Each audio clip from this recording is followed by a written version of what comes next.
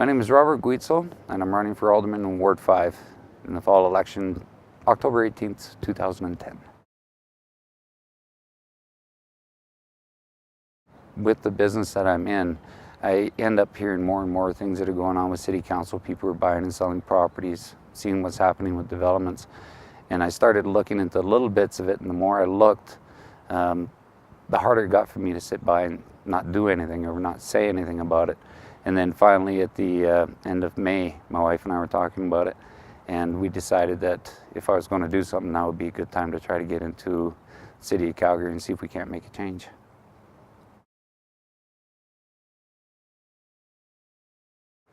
Biggest ones are budgets. City of Calgary budget right now is just a mess. The 3-year budget system that they have in place doesn't work for big corporations.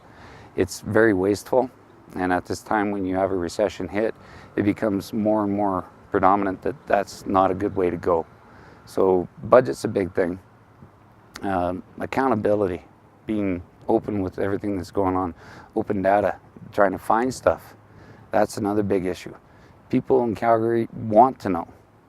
Talking to the residents in the ward up through here, a lot of people are really educated about what is going on, but they can't find all the information what they're looking for. So they're pretty frustrated about that too. Those are the two big ones. The ones that apply specifically to the ward here is we've been pretty quiet. Like our alderman has been pretty quiet for 17 years now. Not a lot of things have happened up here. There hasn't been very much change in the 17 years I've lived in this ward. They look pretty much the same as what they did 17 years ago. So, and then recently the airport tunnel fiasco, that access kind of didn't work very well for anybody in that matter, but that's another big one.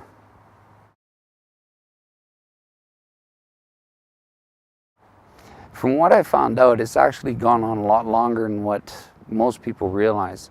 It actually started in the late 90s, the discussion with the airport tunnel and the shutting down of Barlow Trail.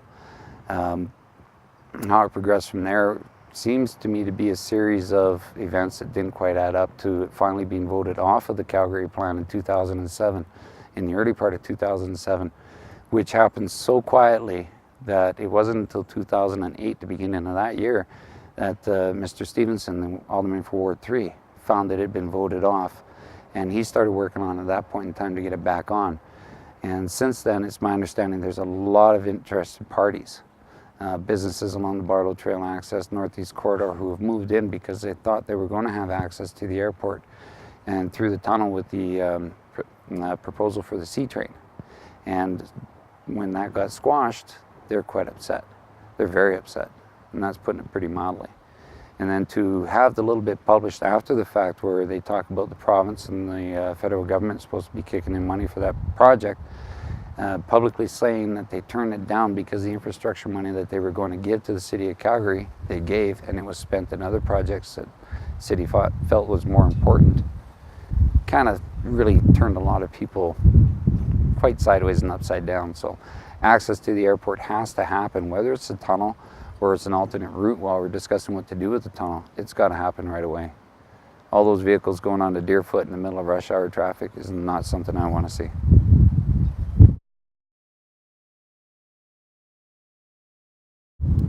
Stronger voice than what we have in council right now. I think Mr. Jones has been in there for 17 years, 18 years come this election.